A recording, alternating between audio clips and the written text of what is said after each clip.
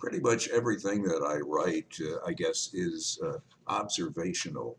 I notice things that maybe other people don't notice.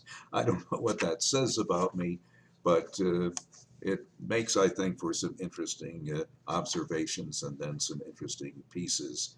And this is a phenomenon that I've noticed. Well, as you'll see, I've noticed in barber shops, or in this case, beauty salons. I've noticed at bars, some other places too. The piece is called Next. You and the woman who does your hair delve deep into personal anecdotes, sharing foibles of your grandkids, community gossip, jokes about your husband.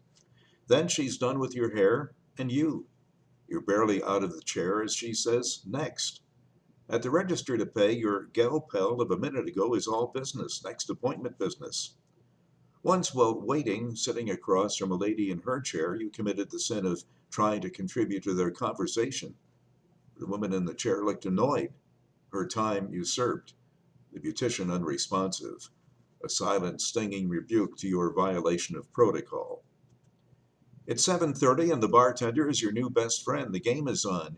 You regale him with your deep and personal knowledge of the Pittsburgh Pirates.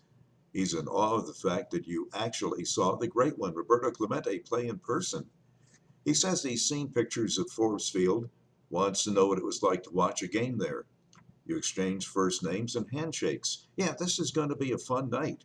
BSing with your new pal. You're on a roll. Every time he comes by, you give him another nugget of Pirates history, or try to. But a hunter from upstate New York comes in, here for buck season. Your bartender acts like he's the guy's personal hunting guide. The best places, the best times, the best camel. And you sit there, 50 years of Pirates history ready on your lips with no one to tell it to. You know it's over when your glass empty for 10 minutes catches his eye, and from across the bar he just shouts over, Another one, buddy? You were on first name basis with him until the next guy came in. It's no fun being discarded for the next one, is it?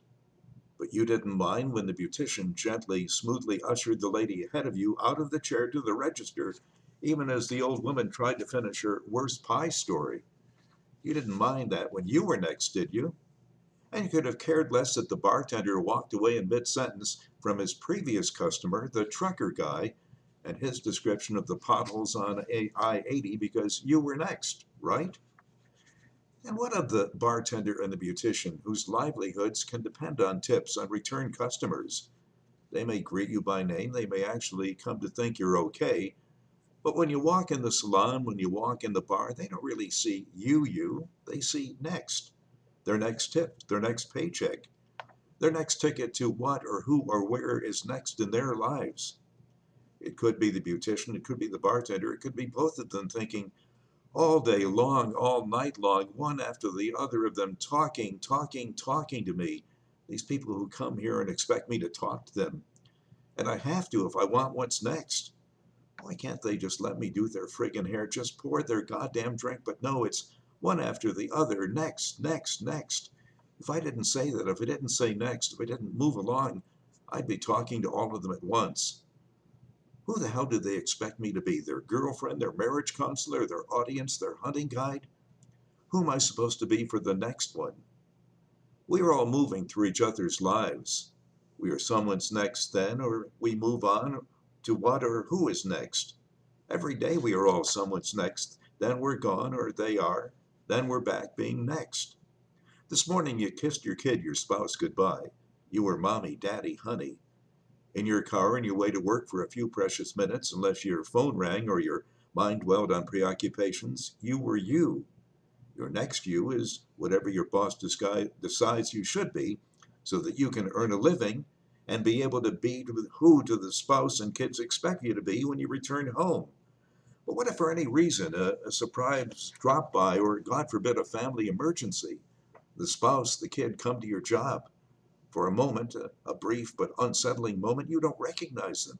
You might even resent them because you were busy being your employer dictated next, and it takes you a few minutes to adjust.